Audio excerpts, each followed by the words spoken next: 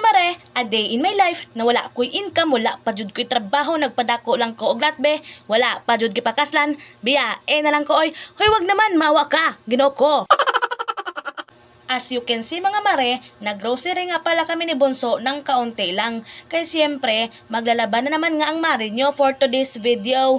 Manglaba-laba na punta mga mare. Napaka-strong independent naman talaga ni Bunso mga marino. Kay mautusan na nga yan siya kung saan niya ilagay ang basket. Uy, sana all. Pinapunch ko na nga kay ate yung mga napamili namin mga marino. Nako, mabawasan na naman yung $1,000,000 namin ito sa bank. Chares!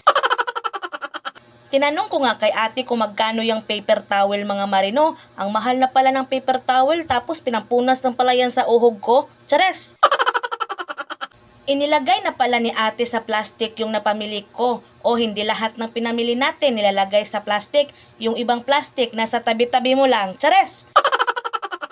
Iniabot ko na nga kay ate yung bayad ko mga marino. Hindi naman tayo pwede mag 1, 2, 3, 4 dito kasi baka mag 5, 6, 7, 8 naman tayo dito. Chares!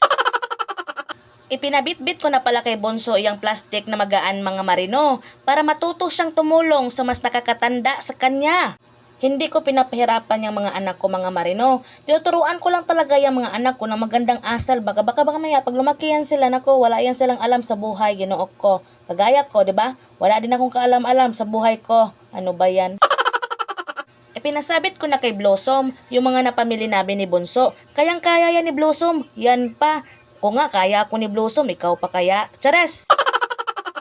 Sa wakas, nakauwi na din kami ng bahay. Unsa pa bay atong hulaton, hindi mag-start na tayo maglaba mga marino. Kay masipag baya ang mare nyo. Uy, sana all.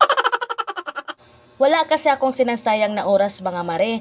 Kay time is silver baya no? Gold o silver? Ay ambot, Ginoo ko.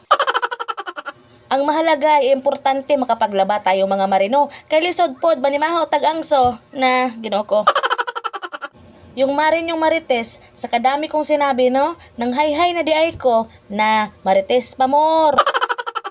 Baka sabihin nyo mga mare ha, na pag may kamera lang ako kumikilos, syempre naman ano pa bang ginagawa ng vlog natin? Ginoo ko, kung dili tayo mo lihok, paano na lang ang content natin? O diba, mindset ba, mindset, mindset ba, mindset. Kaya sa mga mare natin na walang mai-content dyan, ano pang ginagawa mo? Manglaba-laba ka na rin. Please don't forget to follow. Kung dili ka mo follow, ikaw na ang matambakan og labhonon. Chares! At mag-subscribe na sa atuang YouTube channel at i-share na ang atuang mga videos. O siya, mga mare-pare, ate at kuya, hanggang dito na lang muna tayo, no? Thank you for watching!